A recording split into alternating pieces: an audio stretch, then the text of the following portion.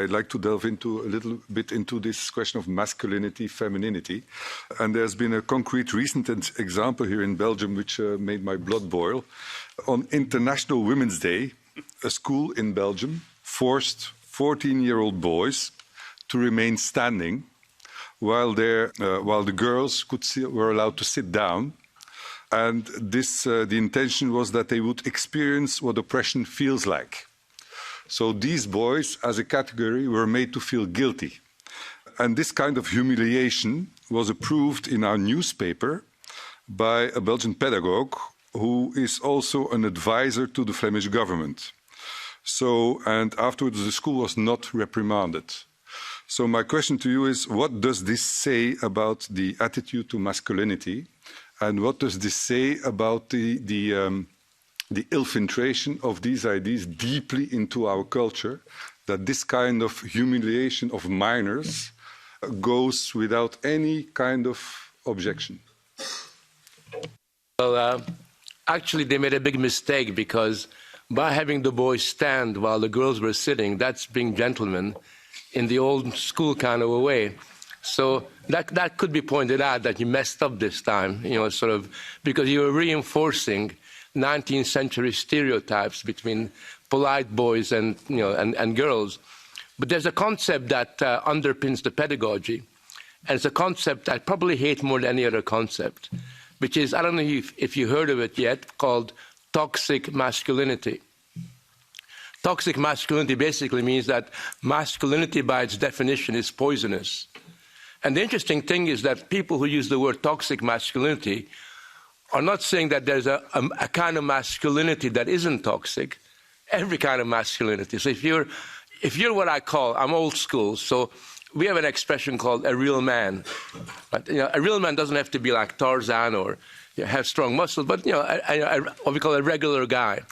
Now, by being a real man, a regular guy, you are toxic by definition. And in England, they do this, there's a really woke radio program which the elite listens to. And at least once a week, they will make fun of the expression, boys will be boys. I don't know how that translates into French or Italian, but boys will be boys basically means this is what a boy does. We also say girls will be girls, this is what girls do. And they think that's like a cultural crime. It's a cultural crime to say these kinds of things. And what they've done is they've gone about systematically undermining men from having the confidence to being men. I know this because both as an educator in university, but also as a father, watching my son's friend. My son is now 26, 27. His male friends in England tend to be ambivalent about their masculinity. Not because they inside feel there's anything wrong with it, but because they've been told so many times that being a man is morally inferior to being a woman, that you can begin to gradually internalize that.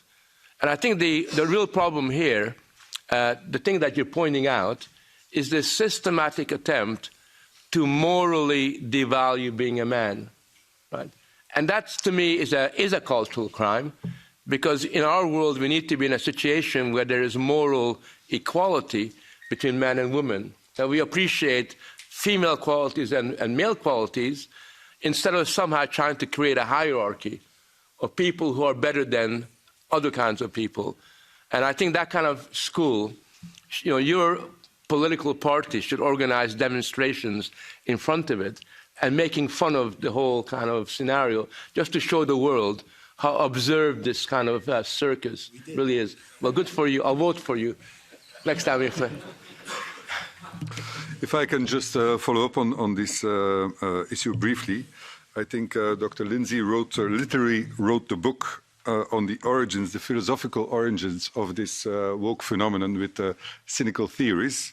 And if I can do a little plug, I would recommend all of you to follow newdiscourses.com, where he explains in great detail the origins and the philosophical questions surrounding this. But my comment is as follows. There is another aspect to this whole ideology, which is now being highlighted by a group of women in the UK and the US. There's Mary Harrington, there's Louise Perry, and in the US there's Mary Eberstadt, who all point to the uncounted cost of the sexual revolution as a major driver for this ideology, which also I think the professor referred to.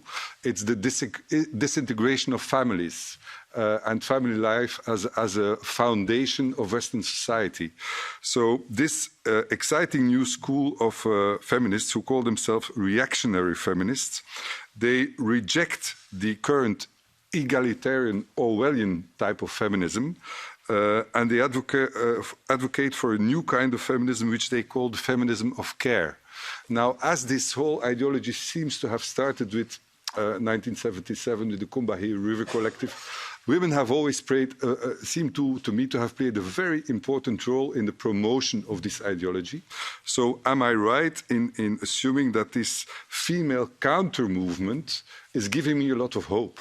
What do you think? Well, I am hopeful that there's any belligerence against the woke, and if feminists speak up in feminist ways and not feminists speak up in not feminist ways, I think these are all hopeful developments. That people within feminism are clearly seeing this problem is hopeful. Now, as far as the incident at the school, I think I actually must take credit for what happened, because if you don't know my history, in 2017 and 18, before I started writing on this issue professionally, I wrote a series of academic articles that were fake, and they were supposed to be jokes, and we submitted them to leading academic journals in feminism and gender studies and race studies and so on.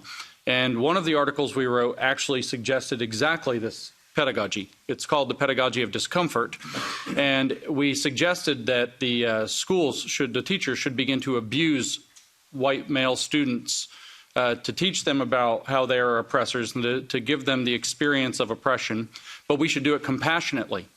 And the journal editors, because it's compassionate abuse, it's supposed to be a joke, and the journal editors wrote back and said, we love the idea, but you have to take out not the abuse, you have to take out the compassion. Because that threatens to recenter the needs of the privileged, to use the technical jargon. And that's actually why I do what I do now, is because I looked down the road. If we think of that moment as a gate, and a path runs through that gate, I think that road ends in genocide. And if you're saying that you must use abuse as education and compassion for those you're abusing is not allowed, you're in a bad direction. And so I quit my job and dedicated my life to studying and talking about this issue on that day when I got that review.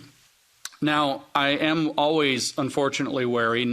Feminism is a complicated topic. I'm always wary of taking feminists as co-belligerents because it's a complicated topic, and there are more types of feminists than there are types of animals on the earth, I think.